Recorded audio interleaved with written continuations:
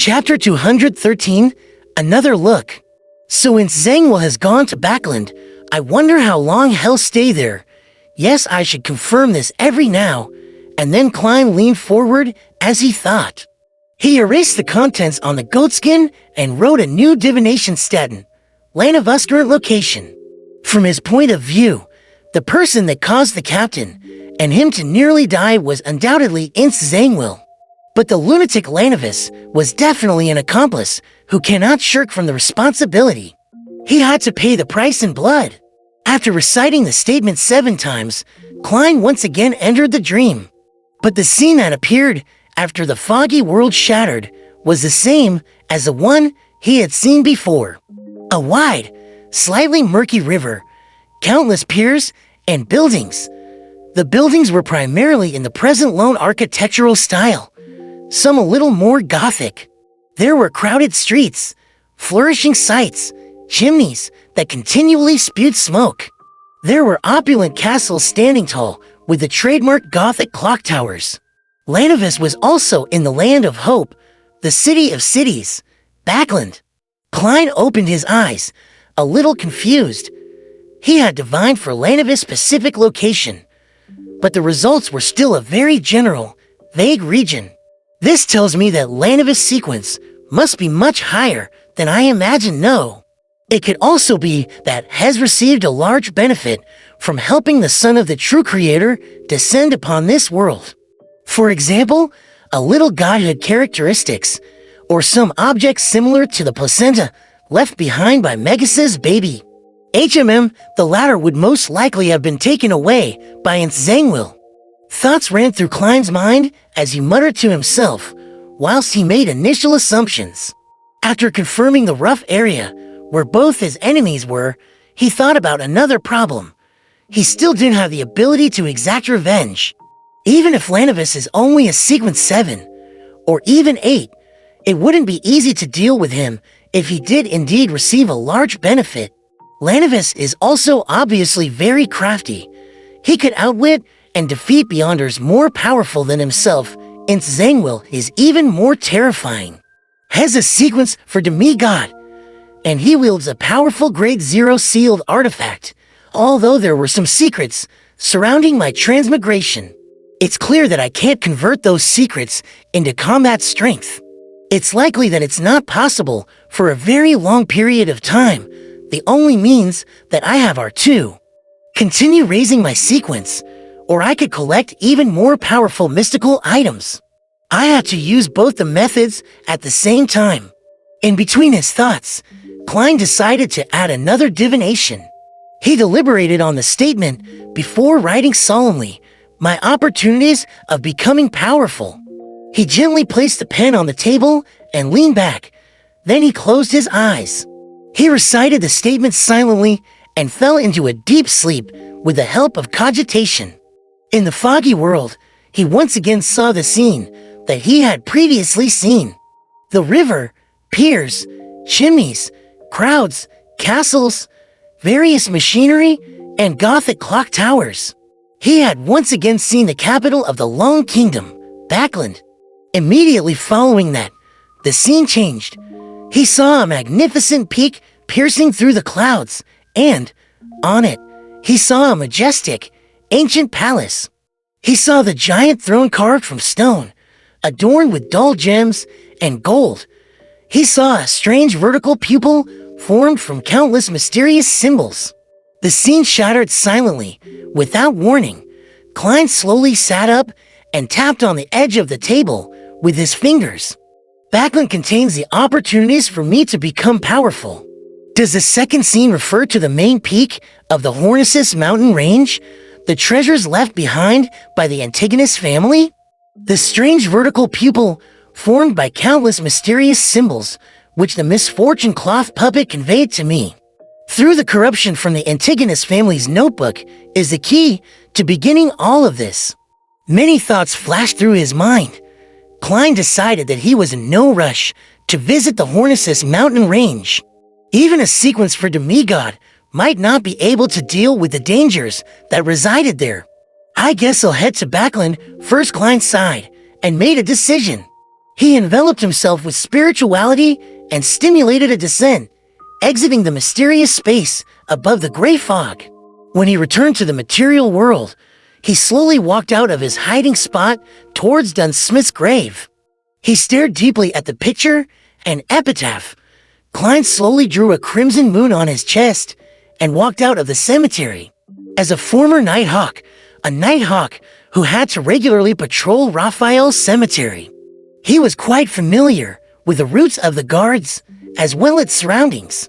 He managed to leave the cemetery easily, without causing any alarm. He followed the gravel road into Tingen, using the shade of the trees as cover. The night was peaceful, and the moon was ever so dreamy. Klein walked alone, his thoughts running wild and unbridled. He sometimes considered his plan for revenge, sometimes thinking back to the times he spent with the captain, sometimes recalling old Neil's hidden grief beneath his humorous facade. Unknowingly, Klein had entered the nearest street like a wandering ghost, making his way past turn after turn. It was 2 hours later when he freed himself from that state and regained complete control of his thoughts. He realized that he was standing on Daffodil Street. Opposite him was the house he shared with his brother and sister. Instinctively, Klein had returned here.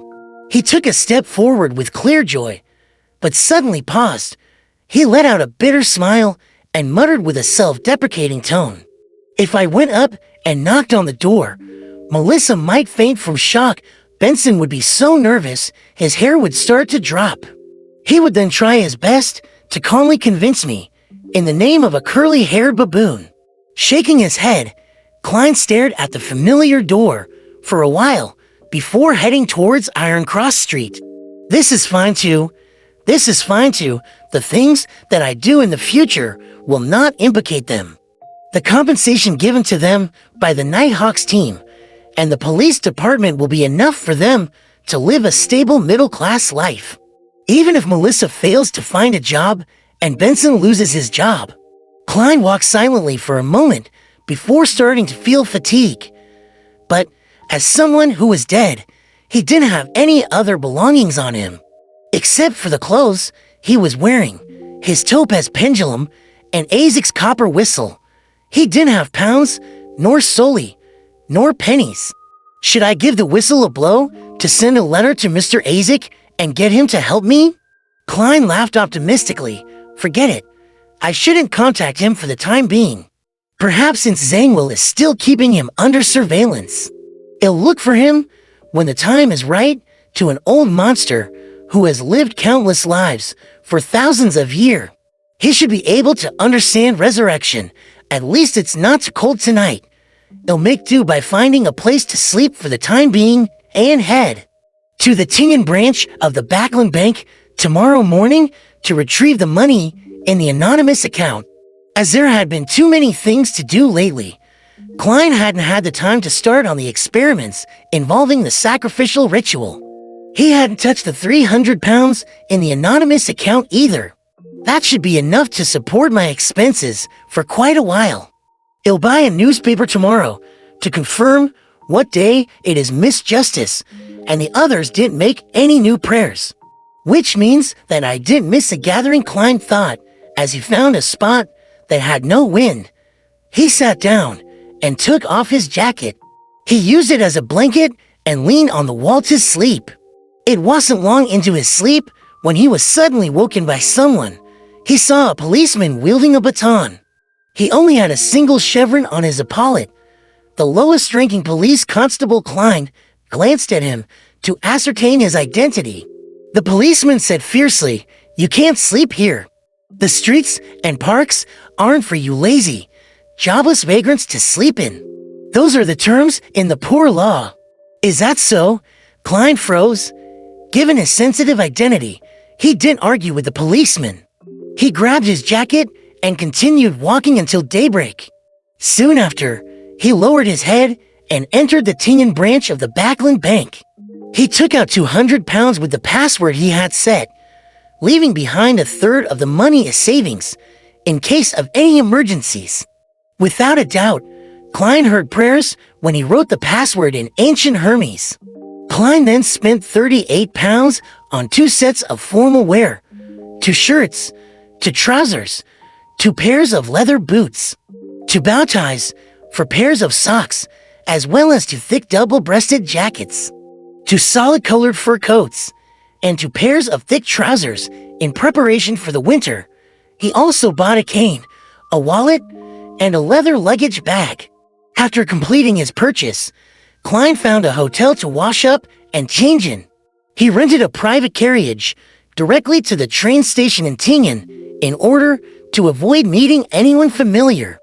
Along the way, he purchased a newspaper and discovered that it was Sunday. It took about 4 hours to get from Tingen to Backlund by train. A luxurious first-class seat cost about 3/4 of a pound, or 15 soldi. A second-class seat cost 10 soldi, or half a pound. The packed, poorly maintained third-class seats were rather cheap at only 5 soldi. Klein thought for a moment before buying a seat for the 2 o'clock train, a second-class seat. Klein found a random spot to sit in the waiting area with his ticket and luggage in hand. It was only slightly after 9 in the morning. He was happy that the Lone Kingdom didn't have a strict census. He could prove his identity just by using the water and gas bills, as well as his rent for the past 3 months. Purchasing a train ticket was even easier, as all he needed was money. Klein suddenly had an empty feeling in his heart as he was sitting there, thinking about how he was about to leave for Backlund from Tingen in the afternoon. He thought about his sister, who always gave him a motherly vibe.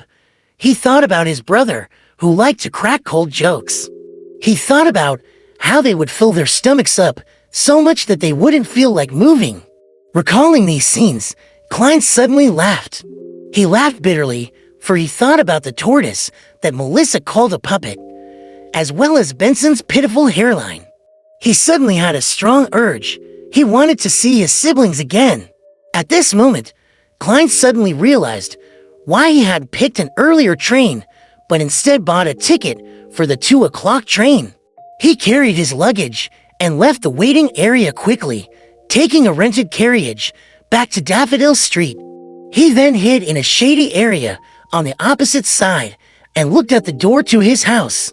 There were many times when he felt like heading over, but he couldn't bring himself to cross the wide street. Klein looked across the road in a daze, suddenly having a feeling of homelessness. Head had a similar feeling when he had just transmigrated. Suddenly, he saw the door to the house open as Melissa and Benson came out. Melissa was wearing a black dress and black veiled hat. Benson was in a shirt, vest, trousers, coat, and hat, all in black.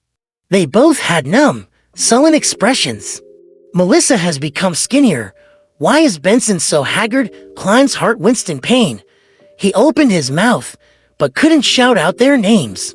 Without realizing it, he followed Benson and Melissa to the nearest municipal square. He saw that tents had been erected there again. A new circus troupe was in town for a performance. Benson took out some money and purchased the entrance tickets and led Melissa into the circus. He forced a smile. This circus troupe is very famous. Melissa nodded without expression. Okay. Suddenly, she slipped and almost fell. Klein, who was also buying a ticket, opened his mouth. He wanted to help his sister, but he could only retract the hand he had instinctively extended and stood helplessly in the busy crowd. Benson jumped in fright, but he was too late to help. However, Melissa quickly steadied herself. She puckered her lips and said nothing. At this moment, clowns swarmed forward, some performing balancing acts on wheels or large rubber balls. Others tossing countless tennis balls into the air, then ridiculously catching every one of them. Melissa seemed to disregard the clowns as she looked at the performance. Benson tried to lift his sister's spirits by cheering, but he didn't succeed. He slowly turned sullen too. Klein puckered his lips tightly as he watched this scene from afar. He wanted to approach them, but he didn't dare to. Suddenly, he touched the wallet in his jacket and had an idea. Benson and Melissa continued walking forward, silently watching the various performances. Sometime later, they saw a clown running towards them. His face was painted in colorful pastels. At first, he threw a tennis ball into the air, and, while the attention of the surrounding people was drawn to the air, he conjured a flower out of thin air. It was a Seville chrysanthemum. The clown brought the flower before Melissa and Benson. The flower was golden in color and symbolized happiness. Melissa and Benson looked at the clown in a daze. All they saw was a wide smile plastered over the pastel face. It was a happy smile, an exaggerated smile, a ridiculous smile.